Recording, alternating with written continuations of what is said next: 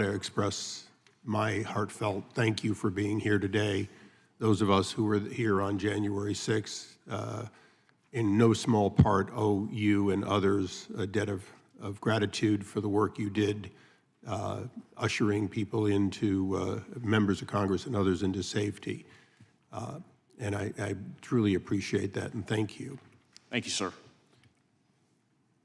If this were only about January 6th, that would have been my last comment, and we'd be done. I'm going to ask a series of questions that I think beg the question of something beyond January 6th.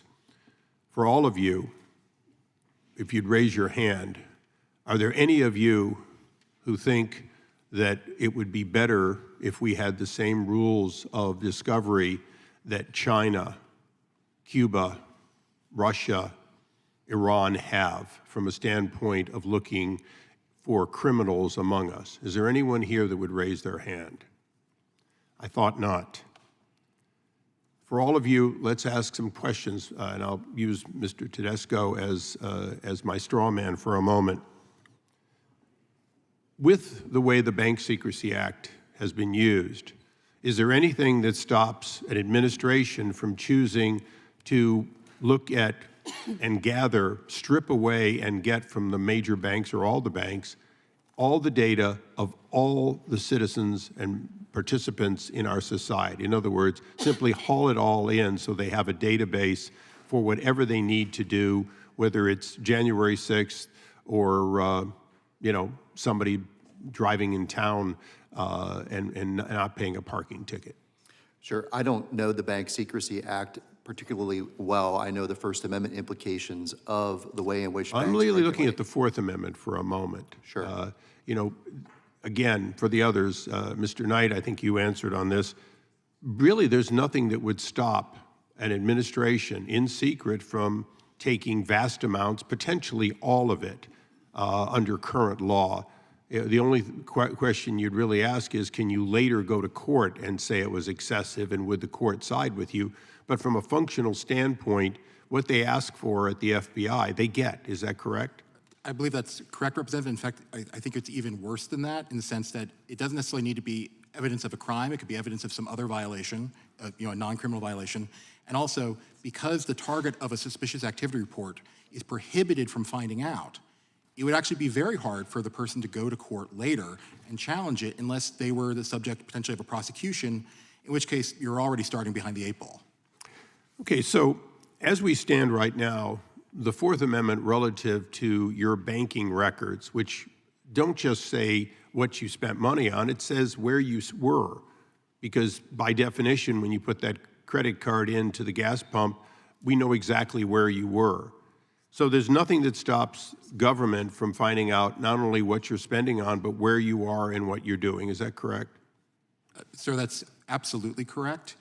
And the reason for that is, from the court's perspective, those records aren't yours. They belong to the bank, and therefore you have no protectable privacy right in them.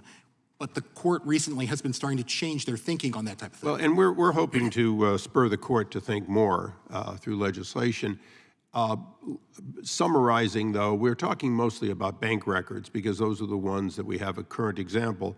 But isn't it true that the FBI and other agencies want the same access to all of your phone records, which would include where you are moment by moment and who you talk to? Is that correct?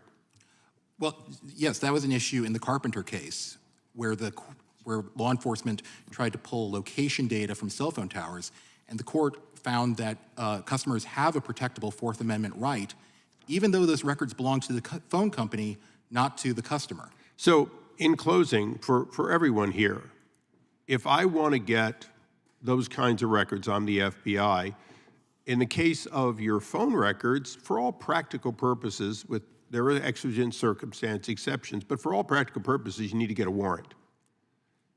You don't need it for bank records, but isn't it true that those records very often provide the same information and thus are equally invasive into not just your First Amendment, your Fourth Amendment reasonable expectation for privacy and the keeping of your files and personal effects? I would argue they're potentially more sensitive and can provide more accurate information than cell phone towers.